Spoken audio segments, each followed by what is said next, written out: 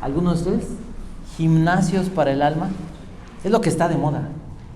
No, realmente, los gimnasios para el alma, en la Biblia encontramos esto. ¿Por qué tenemos problemas? Bueno, Jesús el Señor lo responde. ¿Por qué tienes problemas? Porque vivimos en un mundo caído, en un mundo mal, en un mundo donde las cosas difícilmente saldrán bien y será por la pura gracia de Dios. Porque hay problemas. El Señor Jesús dijo: en el mundo tendréis aflicción, pero confiad en mí, yo he vencido al mundo. ¿Por qué como creyentes pareciera que estuviéramos envueltos en una guerra donde somos los únicos que sufrimos ataque? ¿Por qué hay tanto conflicto con el mundo y con las personas que nos rodean? Quiero que pensemos de esta manera. El problema no somos nosotros. El problema no es Jesús.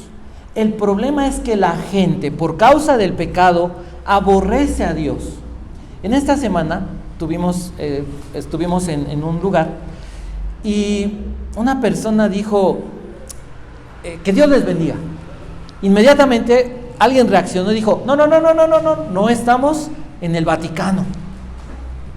Aquí no podemos hablar de esa manera. Somos una sociedad inclusiva y no podemos nosotros entrar en ¿cómo le llaman ahora? Es un estado laico y no podemos entrar en una sociedad de prejuicios. Entonces levanté mi mano y le dije: se puede hablar de horóscopos, pero no se puede hablar de Dios. ¿Qué tiene que ver que alguien diga que Dios te bendiga y eso es malo? Esa es la condición del mundo. El mundo no quiere saber de Dios. El mundo odia a Dios. Romanos capítulo 1 del 18 en adelante. El hombre es impío y es perverso, es pecaminoso, es malo. Entonces el hombre, el diablo, el mundo no puede atentar contra Dios porque es Dios. Pero entonces, ¿a quién va a atacar? Voltea y dile a la persona que está a tu lado: ¿a quién va a atacar? Obviamente a los hijos de Dios. Entonces no nos debemos de extrañar. No quiere decir que sea bonito.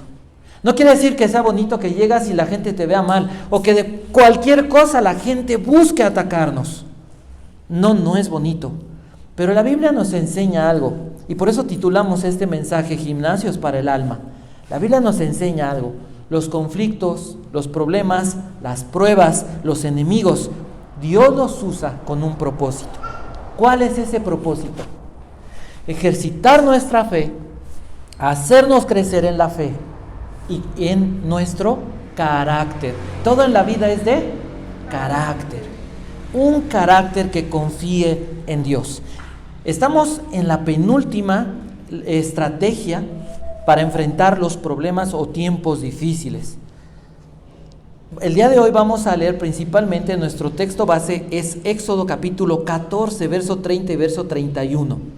Se los voy a leer. Lo voy a leer en la Biblia, la Nueva Biblia de las Américas, y dice así: aquel día el Señor salvó a Israel de mano de los egipcios. Israel vio a los egipcios muertos a la orilla del mar. Imagina tú, ¿han visto cuando llegan ballenas o llegan pececitos y la gente dice, es que la playa estaba llena de peces, de ballenas, de delfines, y cómo se ve tan triste, tan feo? Pues imagínate que la orilla del mar estaba llena ¿de quién? ¿De quién dice ahí? De los egipcios. Dice: cuando Israel vio el gran poder que el Señor había usado contra los egipcios, el pueblo temió al Señor y creyeron en el Señor y en su siervo Moisés. Entonces, quiero hablarles básicamente, el tema es cómo las crisis ejercitan tu fe. ¿Sí? ¿Qué relación hay entre las crisis y la fe? Lo que quiero proponerles, lo que quiero hablarles, postularles, es que Dios usa las crisis como gimnasios de nuestra alma, como esos aparatos que encontramos en los gimnasios para ponernos bien fuertes, ¿no? Cuando estás nadando te das cuenta cómo tus piernas, cómo tus brazos, cómo tus antebrazos se ponen fuertes. Cuando estás entrenando te das cuenta cómo tus puños, tu cuerpo se vuelve fuerte, ágil. Bueno, Dios usa las crisis para fortalecer tu fe y tu carácter. ¿Para qué usa las crisis Dios? Dios no produce las crisis. Las crisis se dan porque el mundo está en contra de Dios, pero Dios usa esas crisis para ejercitar nuestra fe y nuestro carácter. Y de eso se trata. Entonces, el primer punto, la primera parte de esta enseñanza es: ¿hay un propósito en las crisis? Sí hay un propósito en las crisis. ¿Cómo enfrentas una crisis? ¿Cómo enfrentas un problema? En la semana también platicábamos y decíamos, es que de repente hay gente mala y hay gente que busca hacer daño porque es mala, porque quiere hacer mal, porque a lo mejor tuvo un problema y se enojó con el mundo y quiere hacerle mal al mundo. Pero hay gente que es mala porque sí, porque le gusta abusar de los demás. ¿Cómo enfrentas una crisis? ¿Cómo enfrentas un conflicto? ¿Cómo dice la Biblia que lo debemos de enfrentar? De acuerdo a este pasaje, quiero que piensen en esto: con fe. Con fe. Y todos dirán sí. Y todos decimos sí, pero cuando tenemos el conflicto encima, ¿cómo nos sentimos? ¿Nos alcanza la fe? ¿Confiamos, realmente creemos que la fe es la solución? Generalmente, ¿qué hacemos? Dinero, conocidos, familia, apoyo, amigos, para tratar de vencer el problema. Fíjense lo que dice la Escritura. Voy a leer desde el capítulo 14 del verso 23. Dice: entonces los judíos, es la historia, reanudaron la persecución y entraron tras ellos en medio del mar todos los caballos de Faraón, sus carros y sus jinetes. ¿Qué está diciendo la Biblia? Israel ha sido salvado por Dios, ha sido libertado por Dios, pero Faraón y su ejército quieren matar, acabar, exterminar a Israel. Los enemigos no se van a detener, el mundo no va a dejar de ser malo y no van a cesar a lo mejor en su intento de hacerte daño. A veces dices, es que ¿por qué los vecinos? ¿Por qué el jefe de trabajo? ¿Por qué mis compañeros? ¿Por qué los de la calle, de la misma cuadra? ¿Por qué los del edificio? Y puedes tener muchos enemigos, o puedes tener, ¿por qué la enfermedad? ¿Por qué esto? ¿Por qué suceden estas cosas? No se van a detener. Entonces eso no debe desanimarnos. Sabemos, la Biblia nos está revelando, ¿sabes qué? Faraón ya había visto el poder de Dios, la gente ha visto el poder de Dios, y a lo mejor tus enemigos ven claramente cómo Dios te ha protegido de una forma sobrenatural, pero no van a dejar de hacerlo. Dios tiene que intervenir. Es Dios el que debe dar la victoria, es Dios el que nos debe salvar, no nosotros. No debemos pelear las batallas nosotros, las batallas no son nuestras. La Biblia dice, verso 25, entran los jinetes, entra Faraón, están persiguiendo a Israel, y dice el verso 25: y entorpeció las ruedas de los carros e hizo que avanzaran con dificultad. Entonces los egipcios dijeron: huyamos ante Israel, porque el Señor pelea por ellos contra los egipcios. ¿Qué fue lo que pasó? Dios comenzó a obrar. Los egipcios se dieron cuenta, Dios está peleando. Ahora los egipcios eran perseguidos, pero no por Israel, no por los hombres. ¿Por quién? Exactamente, dijeron: huyamos de Dios, huyamos de Israel, porque Dios está peleando por ellos. ¿Se dan cuenta cómo la fe funciona? Nuestros recursos y lo que hemos hecho hasta el día de hoy generalmente no nos han dado la victoria. Porque el problema a veces termina en un momento, pero termina cuando hicimos algo terrible. O termina momentáneamente, pero después nos regresa algo peor. Pero cuando Dios interviene y cuando Dios nos defiende, el problema, Dios lo termina. Lo leímos. ¿Qué vio Israel a la orilla del mar? A sus enemigos ahogados, exterminados por Dios. Y los enemigos no son solamente personas. Los enemigos pueden ser básicamente problemas. Pueden ser crisis personales, crisis internas, crisis del alma. Entonces dice la Biblia que el Señor le dijo a Moisés, otra vez, extiende tu mano. ¿Qué mejor forma de ilustrar cómo Dios obraba en favor y a través de una persona que cuando levantaba sus manos Moisés. Y levantar las manos no significaba una maldición, significaba que dependía de Dios, significaba que confiaba en el poder y la presencia de Dios, respaldando las promesas de Dios. Entonces, ¿cómo se enfrentan las crisis? Con fe.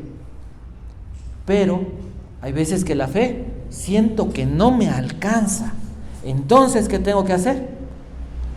¿Cómo puede mi fe crecer?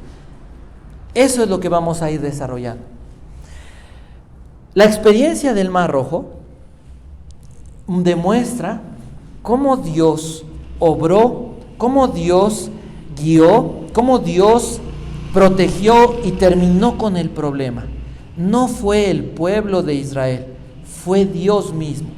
La intervención de Dios fue lo que trajo destrucción a los enemigos de Israel sobre los egipcios. ¿Cuál fue la reacción que produjo la intervención de Dios en el pueblo de Israel?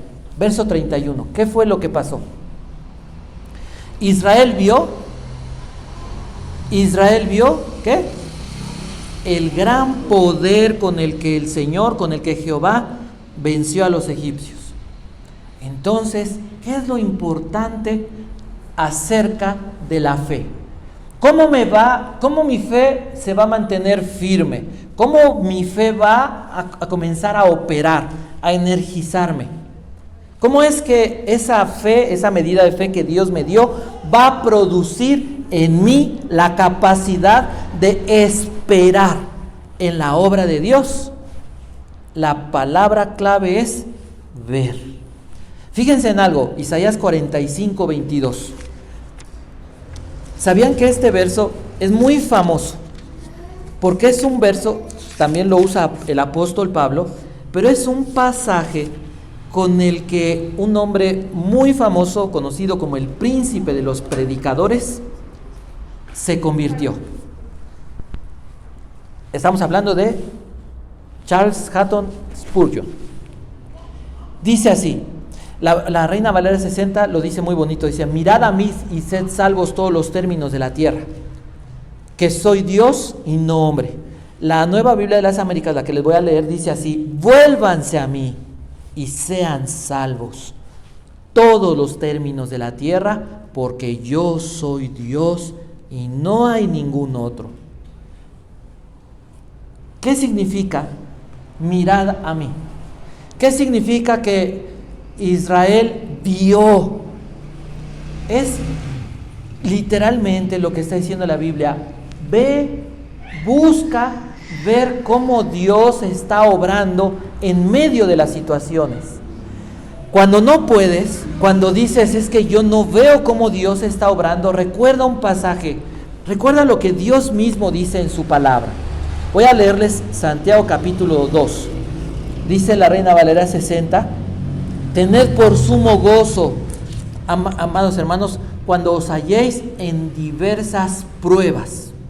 Alégrense cuando se encuentren en diferentes pruebas, porque la prueba de vuestra fe produce paciencia, y la paciencia prueba.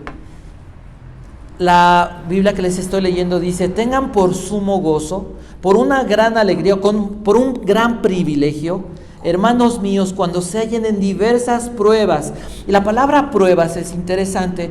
En el idioma original es una palabra que significa no solamente examen, sino habla de cómo el sonido ambiental es padre, ¿verdad? Como que nos anima.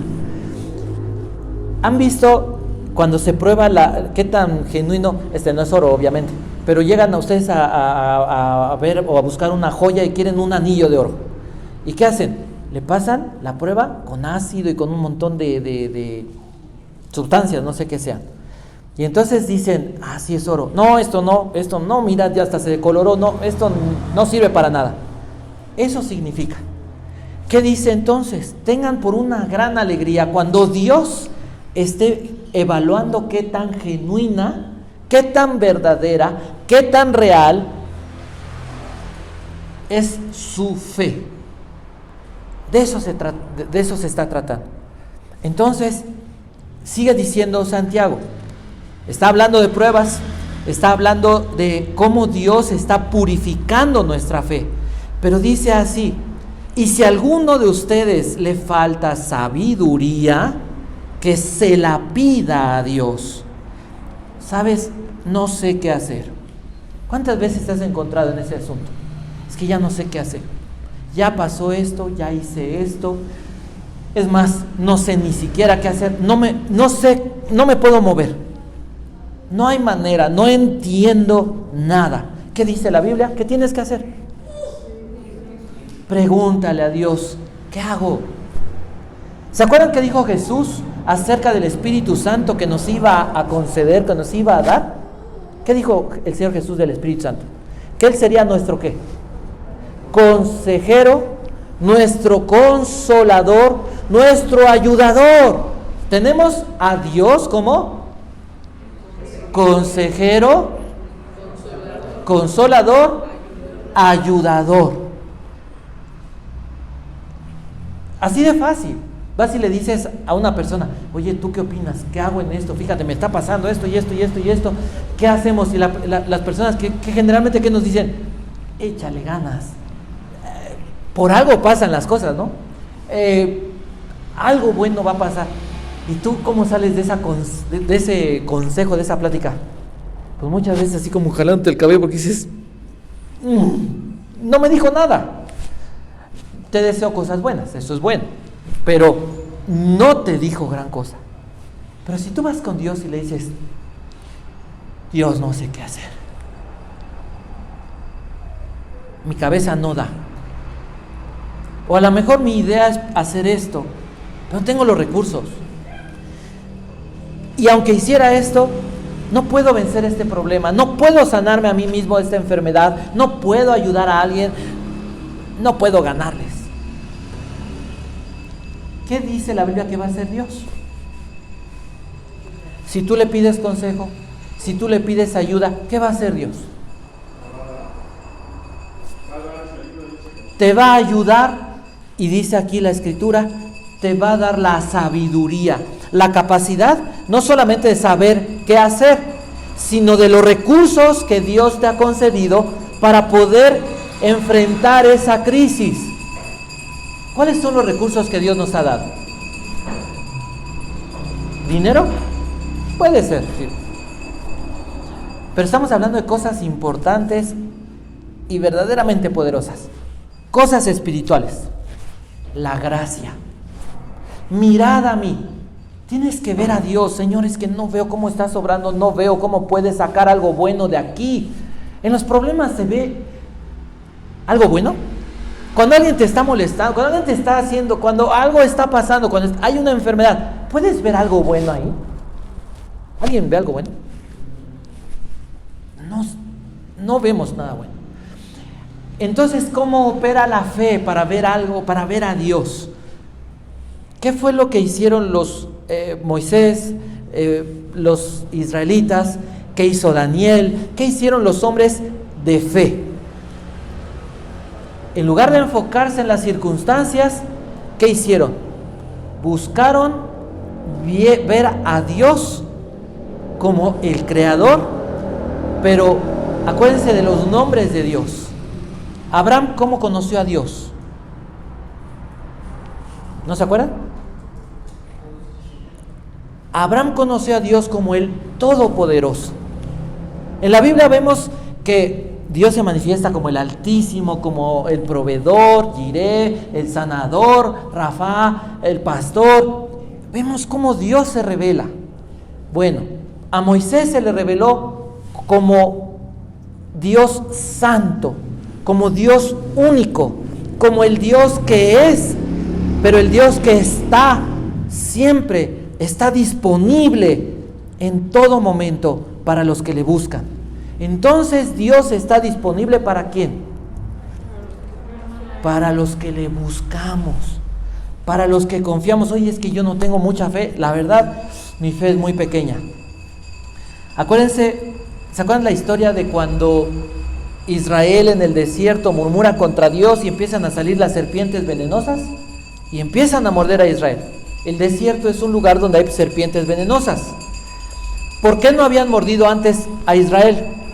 Porque Israel estaba ¿cómo? En paz, en una comunión correcta con Dios.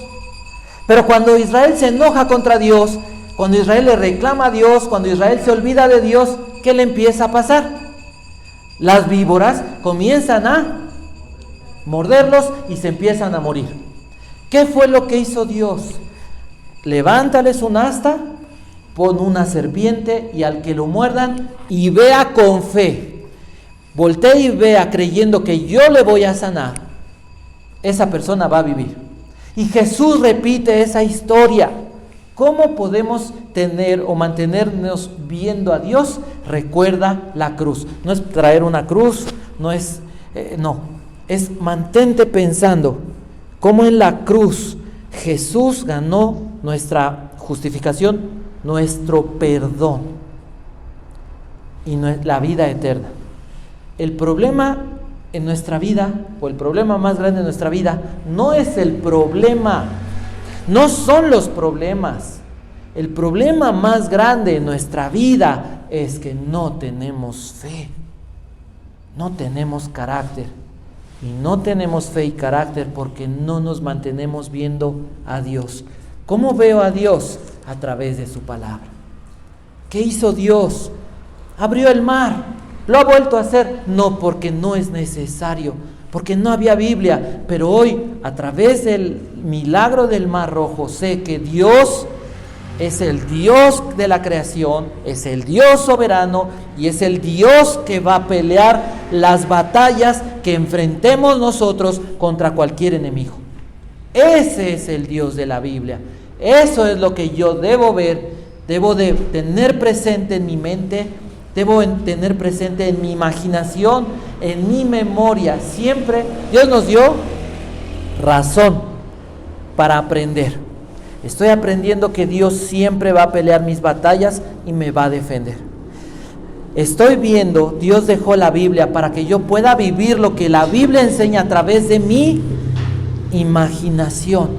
La Biblia no son palabras muertas, no son palabras simples. La Biblia son palabras que producen imágenes en mi corazón que me llevan a entender y a conocer, a vivir quién es Dios, y mi memoria graba su palabra para que en los momentos de crisis yo pueda recordar quién es Dios, qué prometió Dios y poder sostenerme en medio de esas crisis. Entonces, ¿cuál fue el resultado de que el pueblo vio a Dios? ¿Cuál fue el resultado? ¿Qué dice la Biblia? Temieron y creyeron. ¿Por qué temieron? A Dios hay que respetarlo, lo sabemos. Miren, el pecado, hace 8 días, hace 15 días, no sé cuándo hablábamos y lo dije. El pecado, dice la Biblia, en el mundo produjo espinos, abrojos, violencia, destrucción, la famosa ley de la entropía, que todo va del orden al caos, de lo sano a la destrucción, de la vida a la muerte. ¿Sí? Eso produjo el pecado, pero el pecado produjo eso, ¿en dónde? En tu alma, en tu vida. Por eso no vemos a Dios. Por eso nuestros pensamientos nos envuelven de tal manera. ¿Quién te puede convencer de que estás equivocado? ¿Tu mamá? ¿Tu papá? ¿Tu hermano? ¿Tu hermana? ¿Tu hijo? ¿Tu hija? ¿Alguien te puede convencer de que está? Mira, ponte a platicar con, a veces ni a los niños. Pero comencemos, demos por hecho que a los niños sí, pero un adolescente, ¿lo puedes convencer de que se está equivocando? Que tú le digas, es que hijo, yo hice esto, hijo, te estoy diciendo algo que no quiero que hagas, vas directo a lo que... ¿Y va a entender? Dile a un hombre, oye, es que te estás dando en la torre, le estás dando en la torre a tu familia, a una mujer. ¿No entendemos? Es que tu carácter... ¿Alguien cree que tiene mal carácter? Yo no. De veras, o sea, tenemos un carácter horrible. ¿Por qué? Porque la Biblia dice, ¿de dónde nos sacó Dios? Y nos sacó para mostrar su poder. O sea, mira, si somos como Pedro, no te preocupes. Pedro cambió. Si somos como Juan, Juan cambió. Lo cambió Dios. Entonces, ¿somos de lo peorcito? Sí, porque la excelencia del tesoro no es de nosotros, sino de Dios. Nosotros somos vasos de barro, pero Dios nos convierte en vasos para honra. Entonces, ¿cómo crece la fe? Y este es el segundo punto y el final de la enseñanza. ¿Cómo crece? ¿Cómo madura nuestra fe? Lucas 1:45 habla de la historia cuando María, la mamá del Señor Jesús, va a ver a Elizabeth, la mamá de Juan el Bautista. Y cuando entra, la mamá de Juan el Bautista le dice: bienaventurada, porque creíste lo que el ángel te dijo. Entonces, la fe se trata de creer lo que Dios dice. Ahora, la Biblia, de veras créanlo, sé que esa es la lucha del corazón. ¿Quién no lo ha tenido?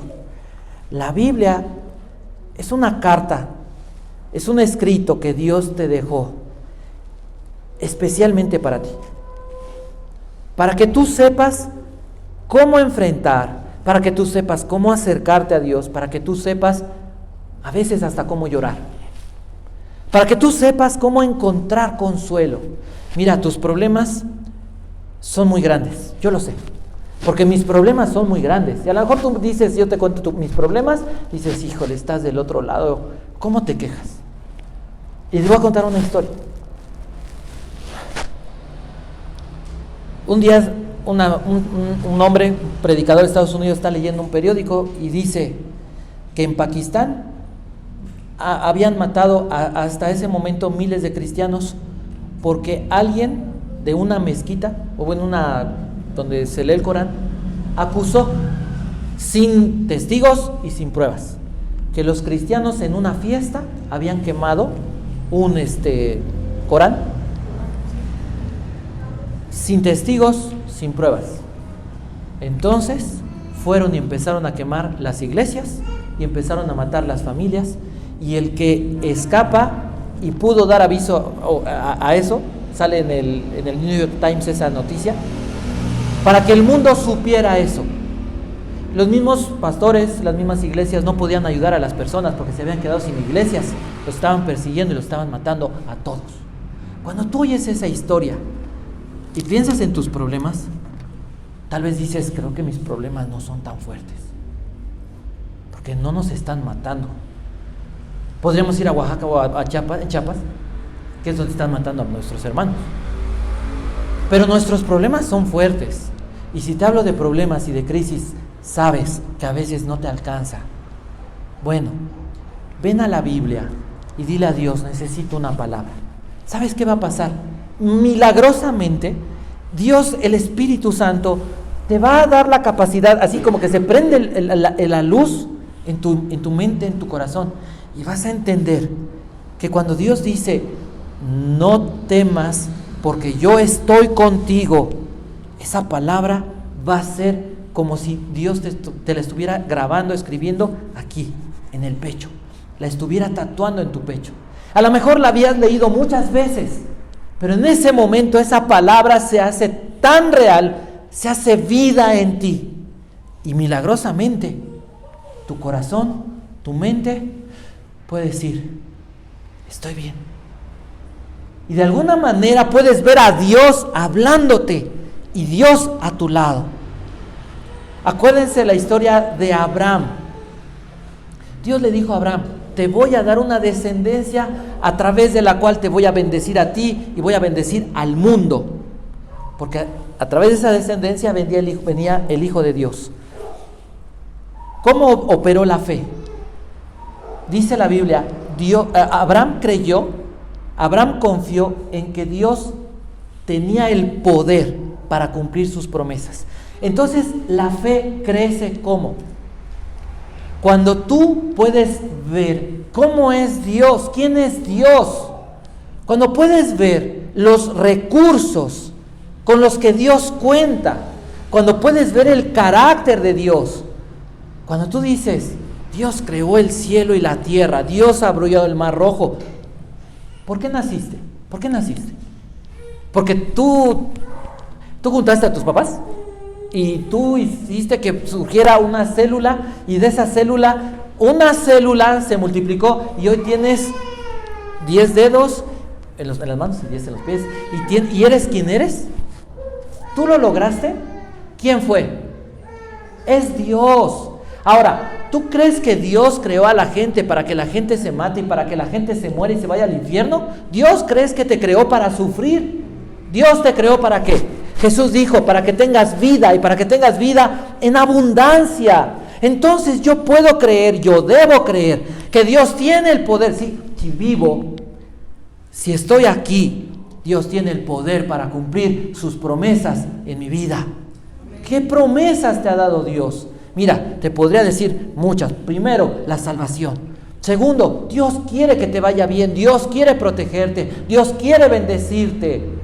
¿Cuál es el problema? Dijimos, nos alejamos, dejamos de ver a Dios, y ese es el problema. El pecado no es solamente hacer cosas malas. El pecado es olvidarte de Dios. Terminas de orar y se te atraviesa un café y un pedazo de pastel y te acuerdas de Dios. Con algo así tan fácil se te olvida Dios, ¿sí o no? Sales a trabajar y te estás acordando de Dios. Fíjate en algo. Un hombre, hablando de la oración, dice, la forma de mantenerte conectado a Dios es así.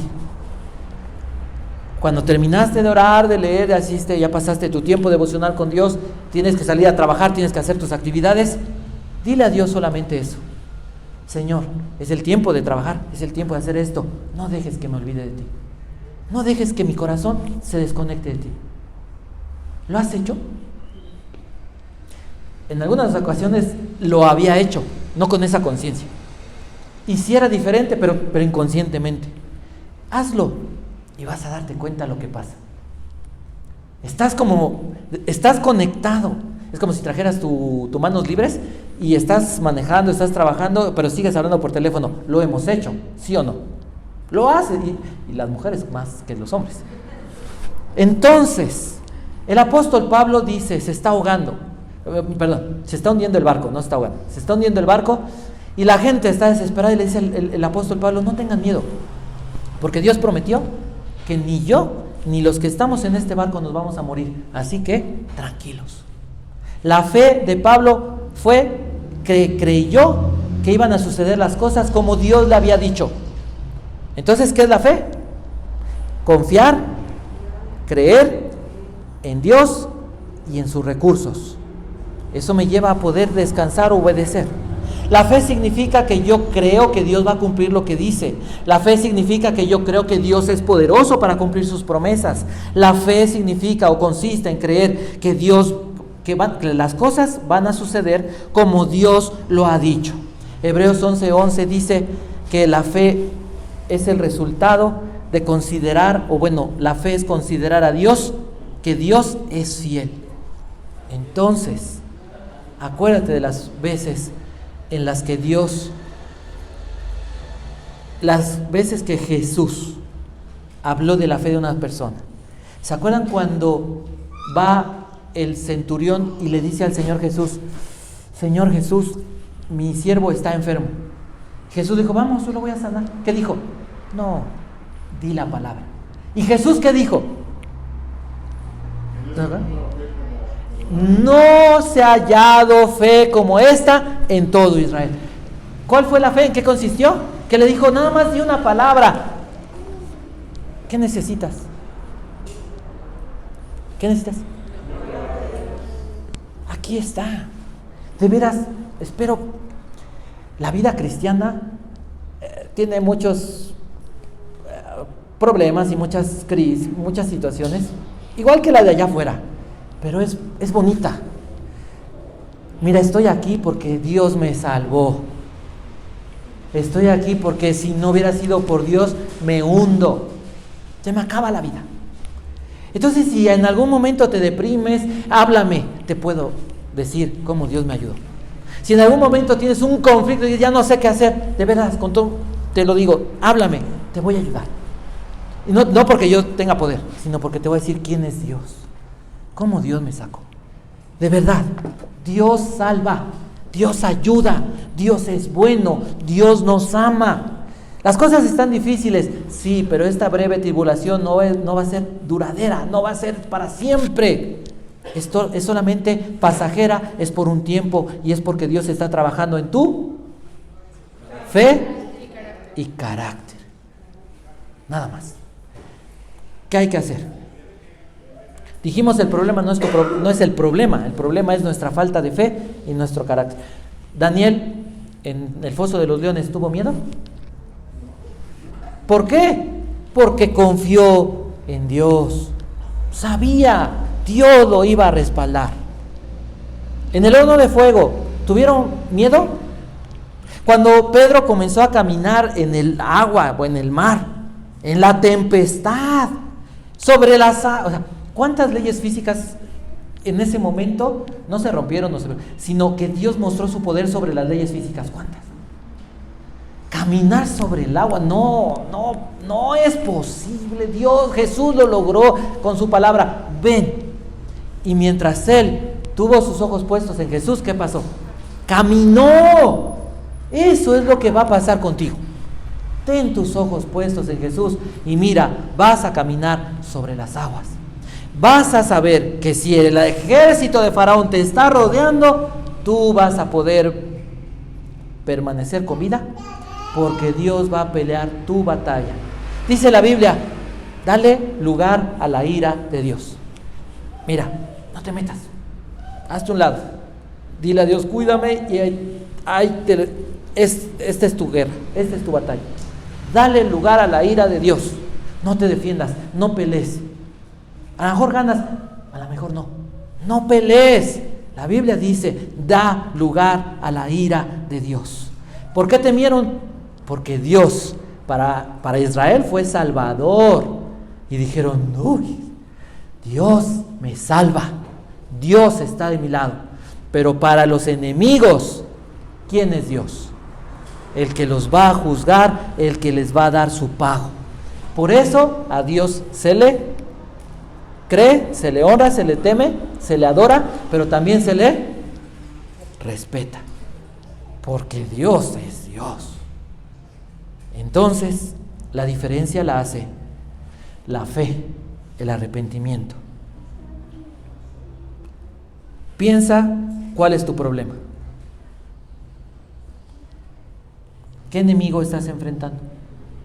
Si estás bien, dile a Dios si te está preparando para algo que te ayude a salir más puro que el oro, que tu fe sea más pura que el oro.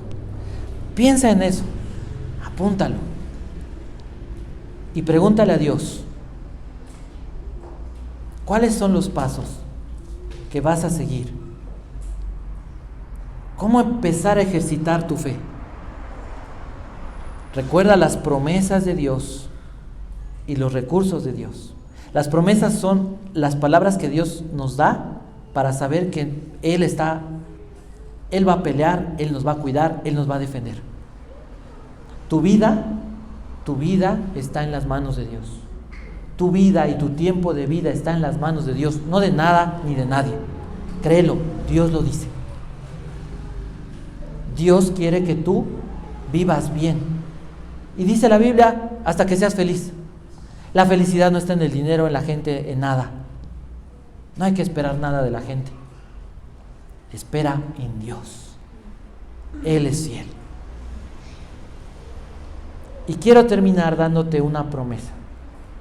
No mía, algo que Dios dice. Quiero que cierres tus ojos. Quiero que pienses en esto.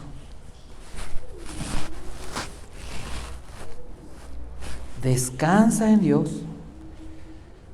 Hasta te diría, mira, respira profundo. Y escucha estas palabras que Dios ha dejado escritas en su palabra, 2 Corintios capítulo 1, del verso 8 al verso 10. Dice así: hermano, hermana, no queremos que desconozcas las aflicciones que sufrimos en la provincia de Asia. Estábamos tan agobiados bajo tanta presión que hasta perdimos la esperanza de salir con vida. Nos sentíamos como sentenciados a muerte. Pero eso sucedió para que no confiáramos en nosotros mismos, sino en Dios, que resucita a los muertos. Él nos libró y nos librará de tal peligro de muerte. En Él tenemos puesta nuestra esperanza y Él seguirá librándonos. Eso es algo que Dios deja para ti. Recíbelo en el nombre de Jesús.